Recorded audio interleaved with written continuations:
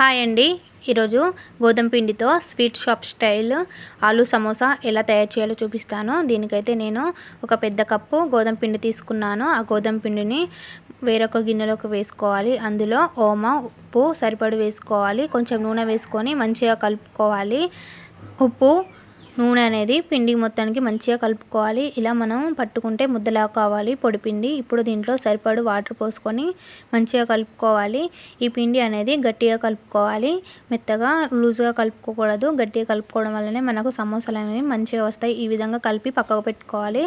ఇప్పుడు స్టవ్ మీద నేనైతే పావు కేజీ ఆలుగడ్డలు తీసుకొని ఉడకబెట్టుకున్నాను. ఆలుగడ్డలు మంచిగా ఉడికాయి. ఇప్పుడు స్టవ్ మీద గిన్నె పెట్టుకొని ఆయిల్ పోసుకోవాలి. ఒక మీడియం సైజ్ ఆనియన్, 2 పచ్చిమిర్చి, కొంచెం కల్యమాకు వేసుకోవాలి. ఇందులో ఉప్పు వేసుకొని కొంచెం వేగాక మనం ముందుగా ఉడకబెట్టుకున్న బఠానీలను కూడా వేసుకోవాలి.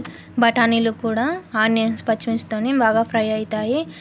ఫ్రై అయిన తర్వాత అందులో అల్లం, పసుపు వేసుకొని మంచిగా కలుపుకోవాలి.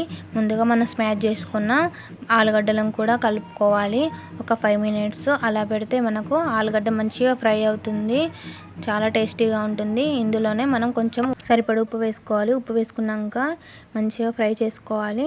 ఒక 5 మినిట్స్ ఉంచితే మంచిగా ఫ్రై అవుతుంది. ఇది చల్లారినాక ఇందులో మనమైతే సగం లెమన్ పిండుకోవాలి. లెమన్ పిండుకోవడం వలన చాలా బాగుంటుంది. తప్పకుండా లెమన్ పిండుకోండి. మనం ముందుగా కలిపెట్టుకున్న పిండిని ముద్దలాగా చేసుకొని చపాతీలాగా చేసుకోవాలి. ఈ విధంగా చపాతీలాగా చేసుకున్నాక మనం మధ్యలో కట్ చేసుకోవాలి. కట్ చేసుకున్న ఎడ్జెస్కి వాటర్ రాసుకొని సమోసా షేప్లో చేసుకోవాలి. ఎంతైనా మైదా పిండితో చేస్తే పర్ఫెక్ట్గా వస్తాయి. కొంచెం గోధుమ పిండి కాబట్టి కొంచెం అతుక్కునేలాగా అనిపిస్తుంది, కానీ టేస్ట్ మాత్రం చాలా బాగుంటుంది. మన కర్రీని కూడా అందులో పెట్టుకొని ఎడ్జెస్కి వాటర్ రాసుకొని సమోసా షేప్ చేసుకోవాలి.